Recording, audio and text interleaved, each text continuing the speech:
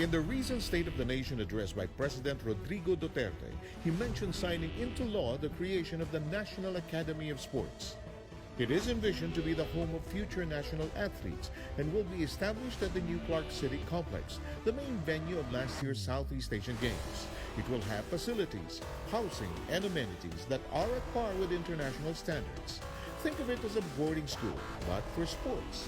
But while everything sounds splendid, there are still loads of questions. How young will the athletes be? Will their parents agree? Is it better than an actual school? Where's the budget? At marami pang iba. So here's another question. In the grand scheme of things, is the National Academy of Sports a priority? That's the headline on tonight's Sports Page. The hottest headlines. The Untitled issue. Who will join the pantheon of the great? What's the outlook of the future of sports? The game changers. The history makers. Stories that make sports eternally compelling. Open the Sports Page. It's been a long time aspiration, dream of many of those who are in the sports world in the Philippines to have this academy wherein we will develop athletes at a very young age and to bring them into world-class level. And we have a great show to talk about exactly what has now been transformed into law. Charlie Cuna. Hello, everyone. Joining us today are our special guests, the chairman of the Philippine Sports Commission, Mr. Butch Ramirez, and from the Philippine Taekwondo Team, Pauline Lopez. Sev, let's get it on the road. Okay. Chairman Butch, it's nice to see you again. And sir, ano po ang, what is the concept? And I know this has been a pet project of yours for the longest time. What is the concept of the National Academy of Sports? First, I would like to share with you how it was crafted. But before that, Philippines had been participating in the Olympics for several years, even before the birth of Philippine Sports Commission, even during the time of almost right after the Commonwealth, 1935. PSC was created 1990 pa lang. Now, this was created by law 11470, authored by Senator Bongo and so many distinguished senators. And the very purpose of this is to really value the importance of young students, athletes to be nurtured at an early age. And the heart and soul of the National Academy of Sports is to identify natural-born Filipino all over the country, and they will avail of full scholarship, parang boarding school ito. And it was a thought that it will be located in Clark Green City, where we have a modern swimming pool, track and field, and it was part of the law that they are going to build several facilities this time. And of course, the budget, while it is a law, it doesn't mean that you can easily get the money for construction. But the Academy of Sports will have a board of trustees, no? To be headed by the Secretary of Education, then co-chaired by the Philippine Sports Commission chairman, then the executive director that we will appoint by the board of trustees, the president of the Olympic Committee, and two from the private sector. Okay, sir. What is being done now? I know we are in unusual times since it was signed into law. What has been done since that time that the president signed this into law? Ano po ang nangyayari? We are focused on this in spite of the virus crisis. We have the PSC is focused on two things. One is the sports high school. Number two is the National Training Center. I am hoping that in the midst of the problem, the National Sports High School can be realized, and also the training centers. The National Training Center was also created by law with a budget of 4.5, and there are a lot of interested local government units, no? Antipolo, Bataan, Pampanga, Negros, and many other areas. But I think the academy, I think, will be ahead of the training center. But I'm in Congress. Even if there is a law, if you are not part of the national government, you don't have engagement connection, then you don't have the money and the support, Malacanang, senator and congressman, you will have a problem. But I am very determined that in our 2 years time left by this administration, if it is not 100%, we will be able to get 50 or 75% of this seat. Okay, Charlie? Well, as an athlete yourself, Pauline, and hearing about this National Academy of Sports, what are your thoughts about this? And if you were in that position to actually attend the National Academy of Sports, would you actually do that? Honestly, I think it's truly amazing that there is such a program, one, because it enables aspiring athletes. Like for me, when I was younger, I had an Olympic dream at the young age of 10. It's just I had no idea how I was gonna do it, but thankfully God said, you know what, your path is in the Philippines. This is your calling, and I've had so many chances to showcase that. But imagine a young girl from the province who have no idea how they're gonna reach their goals and their dreams, and there's this amazing program that enables all these athletes, these aspiring athletes who don't even know that they have this potential they can release. So it's just inspiring, especially during this time that I heard. I was just so late from the news. I wasn't as informed. And once I read upon the bill that was just passed, it's inspiring one for me as already a senior. Like I can't wait for all of the young people coming up to experience this amazing opportunity. As an older athlete compared to the young ones, this is just like the start for them. And I'm really glad that our government is doing something for us athletes. Don't worry, Pauline, you're not that old yet. Don't worry. Yeah. But in my sport. Medals for the Yeah. country, and she has done so many times in the Southeast Asian Games. Let me get to Chairman Butch for a while. Sir, I've seen this done in the Gintong Alay program where they put the athletes in Baguio. I saw this in Leyte. There was a similar program. The children are taken away from the parents for education.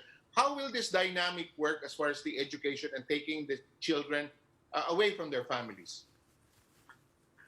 I think Gintong Alay was one of those magic model in Philippine sports. No,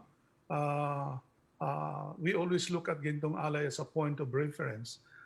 But the National Academy of Sports, I think it's bigger, and because we look at how the Cuba Sports Institute, I saw it twice.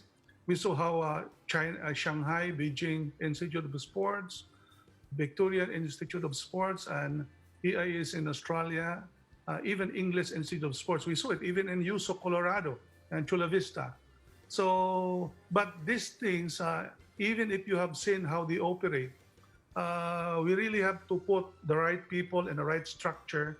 And it's not easy, but again, just like a teacher, I remember the movie Carpe Diem, Seize the Day, no, by Robin Williams. If the kind of education this young high school to be enrolled will not be taught in the way it's being taught in other schools, but this will be a select faculty members, select coaches to embrace passion of love, beauty, and everything. Not only, we did not teach about the tactics, and Paul was teach the student the values, the attitudes, the discipline, and it would just be easy for you to teach tactics and techniques.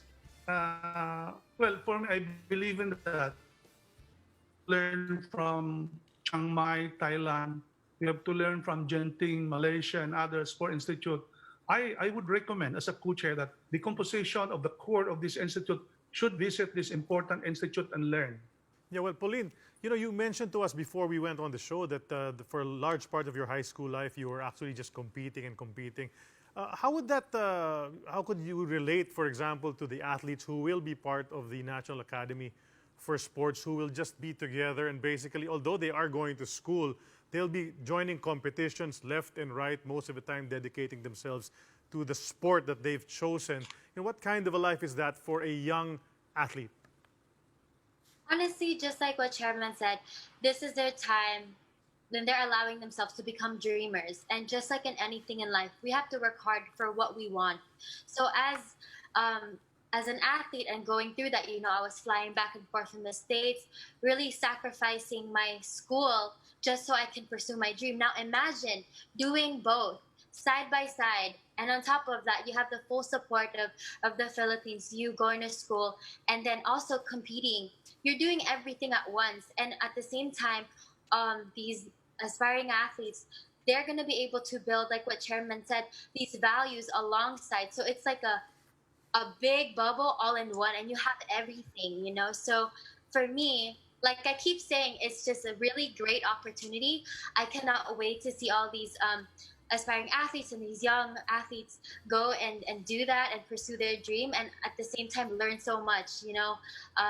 Like I said, I'm so excited for this to happen. So, ayan po. Pauline, you're still young, but we look forward to you being one of the coaches in that school. Yeah. Yeah. That would be so amazing. Like imagine, like me now, and then later on, just passing on knowledge. Apply those sports psychology things that you're trying to do. Apo. Okay. We'll get back to Chairman Butch Ramirez as well as Pauline when Sports Page continues. Don't go too far away, please.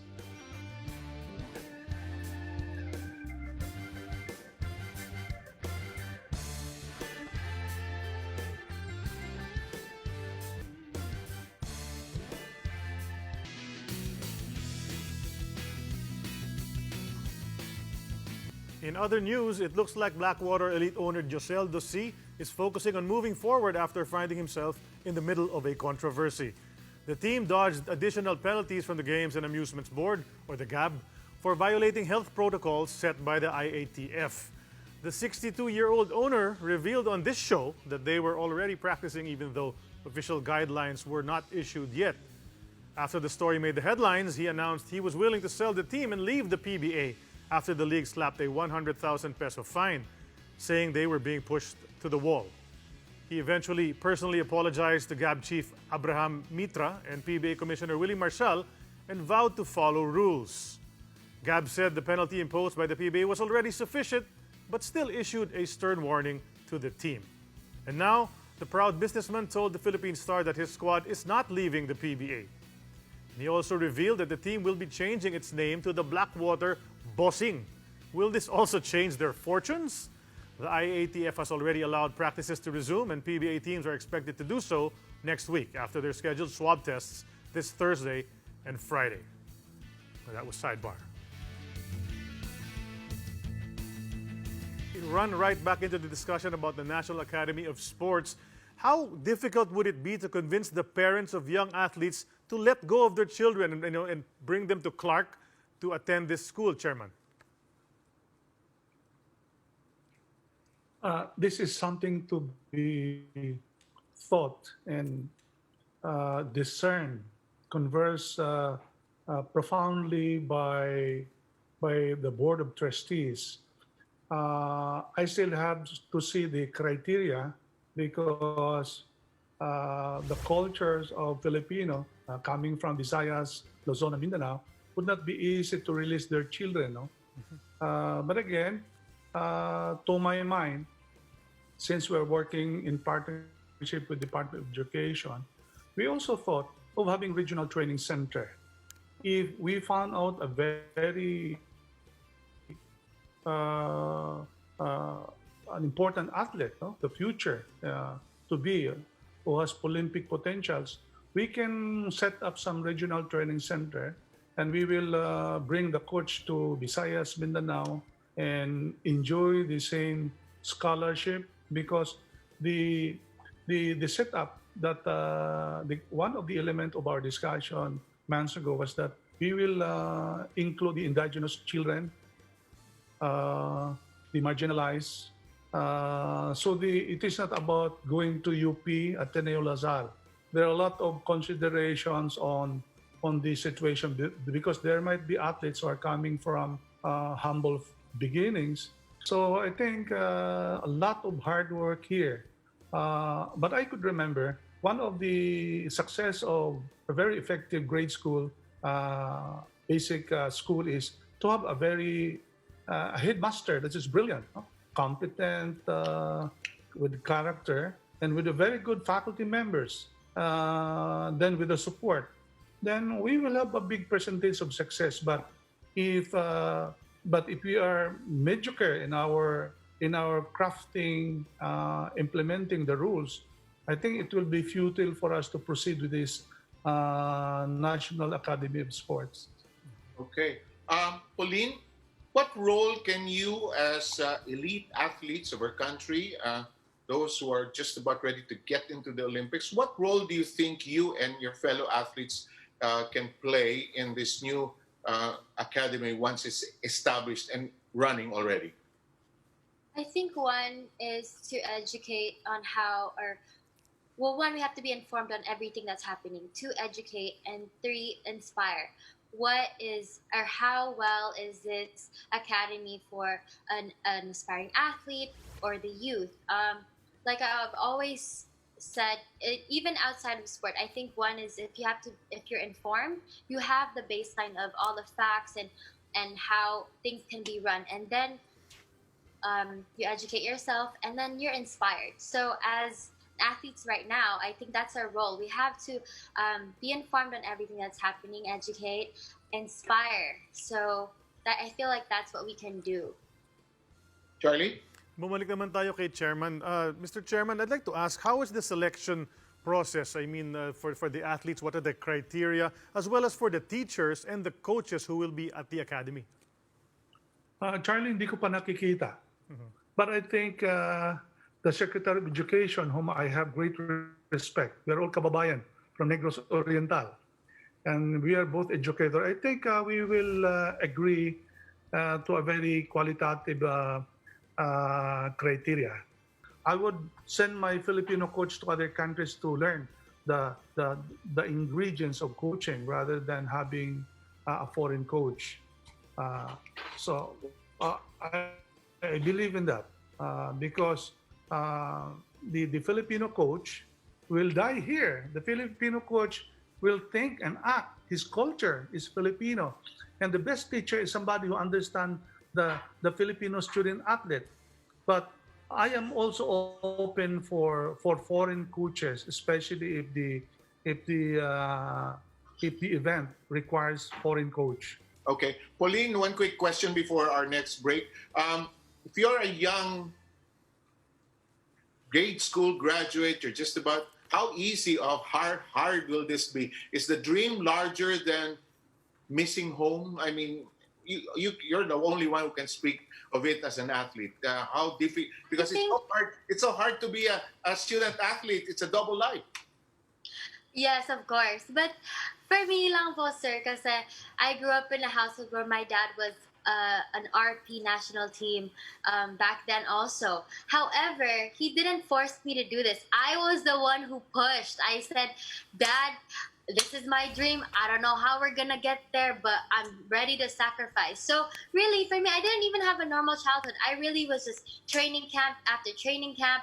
I didn't really attend my prom. I really just was, for me, I think it's the mindset of the athlete. If they're informed about, listen, you have a great potential, let's work on this together. If they know this, I think it's not just a self-sacrifice. I think it's a sacrifice of the whole family. You know, if someone's gonna go to school and really spend their time there, studies, sports, everything, it's not just your sacrifice. It's sacrifice also for your family, for the dream. Okay. Right? So it's gonna be hard, but I think all of that sacrifice is worth it. Carly? Yeah, great, interesting discussion we're having right now. But still coming up, we'll get your thoughts on creating the National Academy of Sports on That's What They Said. That and more when the sports page continues.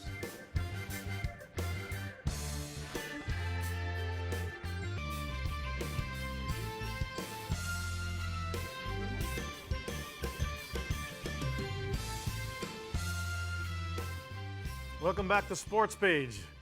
We asked, what do you think of the creation of the National Academy for Sports? So let's listen to your thoughts on That's What They Said.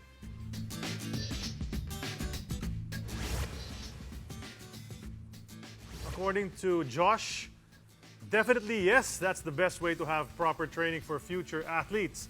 With that, maybe in the future, we have more medals sa international stages. So tama lang na gawin ang NAS. And then Wistin Harold Dinero says, this is great upang mas mapataas ang competitiveness natin at makapag-train ng bagong athletes na magbabandera sa bansa natin. Sana mabigyan ng opportunity yung mga walang-wala sa buhay pero may talento pagdating sa sports. Ito namang si Marcos Alonzo, basta walang mamumulitika, ayos lang. Agree ako dyan. Those are the thoughts of the fans. And what will be the next step right now, Mr. Chairman, in pushing the creation of this National Academy of Sports? I mean, you know, we have the law that's been passed already. Where do we go from there? First, the IRR has to be crafted. We'll be sending we are coordinating with UP, who is in charge of the IRR for government entity. Second, the PSC and Department of Education will be crafting the criteria, and we'll be working with Senator Bongo, is the chair on sports, with other senators and the Secretary of DBM for the money. So I have assigned my chief of staff and the executive director and one commissioner on oversight to focus on this. When Pauline mentioned about the desire to be inspiring the athletes, I thought of many things to bring in the athletes that have participated in the Olympics and who have succeeded. But again, this is more of 50% education, 50% of training. So I really, although I've seen how the institute works, but in actual, I have not. So it's something that is first experience to us and with excitement. But I feel that if the academy will focus, develop him on his values, develop him properly, and bring the best of the teacher there and properly supervise, I think we will succeed.